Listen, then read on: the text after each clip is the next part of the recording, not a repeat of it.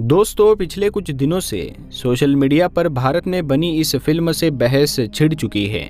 सिर्फ इसी फिल्म के बारे में बात की जा रही है। इस फिल्म की वजह से सऊदी अरब में लोग नाराज और गुस्सा है और इस मूवी को सऊदी अरब में बैन तक कर दिया गया है। और तो और कोई भी इस मूवी को देखता है तो उसके रोंगटे खड़े हो जाते हैं और आंखों से आंसू निकलने लगते हैं। और तो और ये कोई फिल्म की मनगढ़ंत कहानी नहीं है, बल्कि ये फिल्म रियल लाइफ स्टोरी पर, यानी इस फिल्म में जो भी दिखाया गया है वो सचमुच हो चुका है। मार्च में रिलीज हुई फिल्म पर अब हंगामा क्यों हो रहा है? दरअसल कुछ दिन पहले ही नेटफ्लिक्स पर रिलीज हुई है, जिसके बाद में इसे देश विदेश में देखा जा रहा है। फिल्म की खूब तारीफें भी हो रही है, लेकिन सऊदी अरब में कुछ लोग इसे सऊदी अरब का अपमान बता रहे हैं।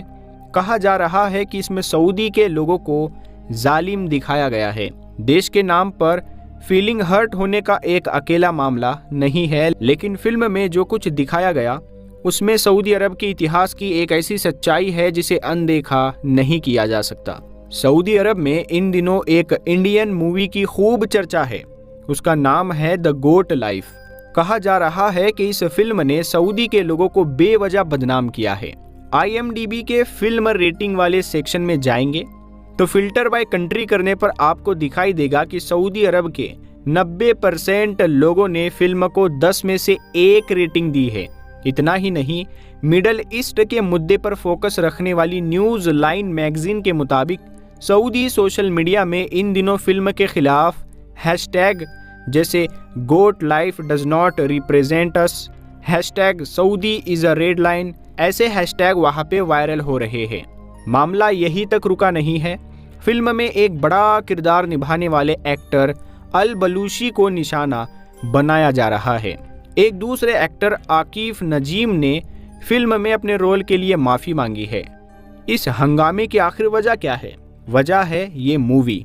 ये एक ऐसे भारतीय की कहानी है जो काम करने के लिए सऊदी पहुंचता है और गुलाम बन जाता है।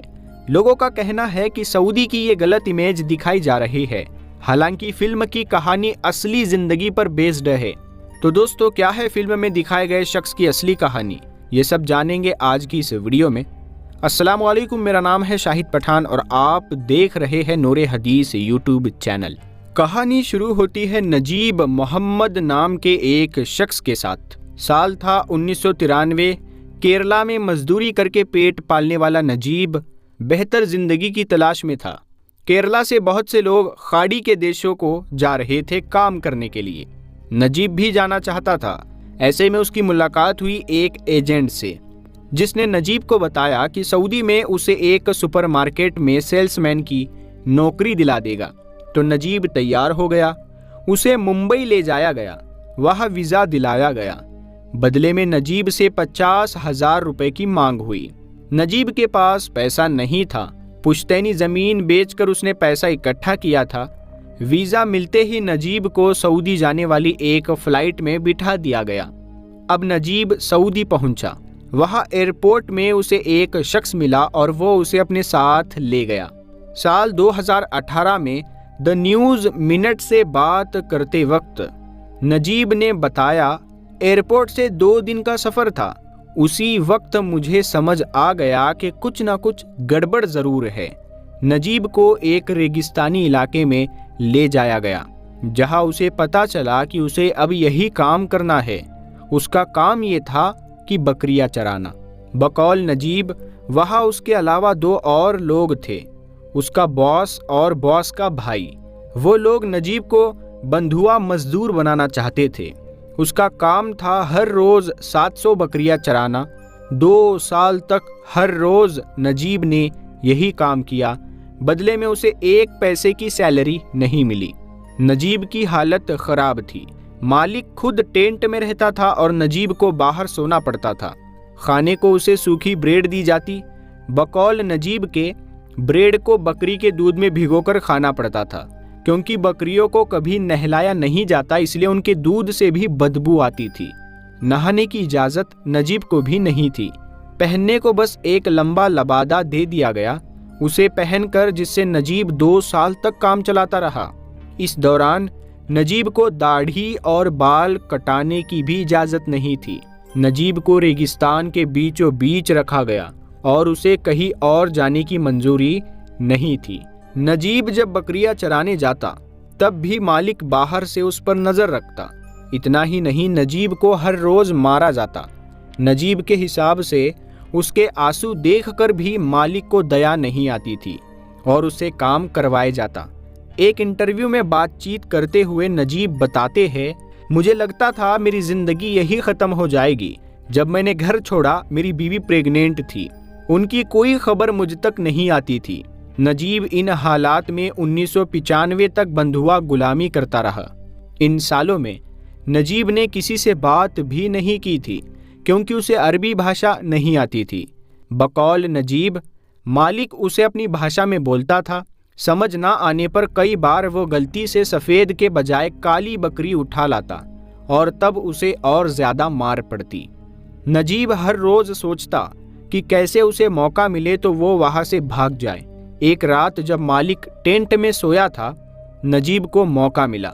मालिक का भाई भी उस रोज़ वहाँ नहीं था, इसीलिए नजीब वहाँ से भाग खड़ा हुआ। रास्ते में उसे कुछ पता नहीं चल रहा था, लेकिन रेगिस्तान में वो भागता रहा। कई घंटों बाद उसे पानी की एक धार दिखाई पड़ी। यहाँ उसे एक शख्स मिला। बातचीत से नजीब को पता चला कि वो भी मलयाली है और उसी की तरह फंसा हुआ है। नजीब ने इसके आगे भागना जारी रखा। 1.5 दिन पैदल चलने के बाद उसे एक रोड दिखाई दी। उसने हाथ दिया और किस्मत से एक नेक इंसान ने गाड़ी रोक दी। वो नजीब को अपने साथ रियाद ले गया। रियाद में नजीब को एक मलयाली रेस्तोरां मिला। उसमें नजीब को खाना और कपड़े मिले। नजीब के कुछ जान पहचान के लोग भी रियाद में थे। नजीब उनके पास पहुंचा, मदद मांगी। दिक्कत ये थी कि नजीब के पास पासपोर्ट और वीज़ा कुछ भी नहीं था। ये पहले ही जब्त कर लिया गया था, इसीलिए नजीब ने खुद को पुलिस के हवाले कर दिया। नजीब ने 10 दिन जेल में गुजारे। बकौल नजीब, जेल में गुजारे दिन रेगिस्तानी आज़ादी से कहीं बेहतर थे। जेल में उसे खाना, कपड़ा सब कुछ मिल रहा था। सोने के लिए बिस्तर भी मौजूद था। जेल में कुछ दिन रहने के बाद आखिर में पुलिस ने उसकी हालत समझी और नजीब को वापस इंडिया भेज दिया। नजीब जब केरला पहुंचा, उनका बेटा 2 साल का हो चुका था। वो कुछ दिन घर पर ही रहा और 2 साल बाद उसे बहरीन में नौकरी मिल गई। इस तरह नजीब की कहानी कंप्लीट होती है। आगे चलकर मलयालम राइटर बिन्यामीन को जब नजीब की कहानी का पता चला तो उन्होंने इस पर एक नॉवेल लिखी जिसका नाम था आदू जीविथम। इस नॉवेल को 2009 में केरला साहित्य अकादमी अवार्ड भी मिला और ये इतनी फेमस हुई कि कई दूसरी भाषाओं में इसका ट्रांसलेशन किया गया।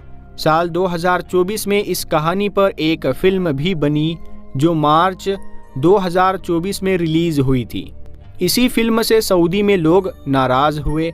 मार्च में रिलीज हुई फिल्म पर अब हंगामा क्यों हो रहा है? दरअसल कुछ दिन पहले ही नेटफ्लिक्स पर यह रिलीज हुई है, जिसके बाद इसे देश विदेश में देखा जा रहा है। फिल्म की खूब तारीफें भी हो रही है, लेकिन सऊदी अरब में कुछ लोग इसे सऊदी अरब की तौहीन या अपमान बता रहे हैं।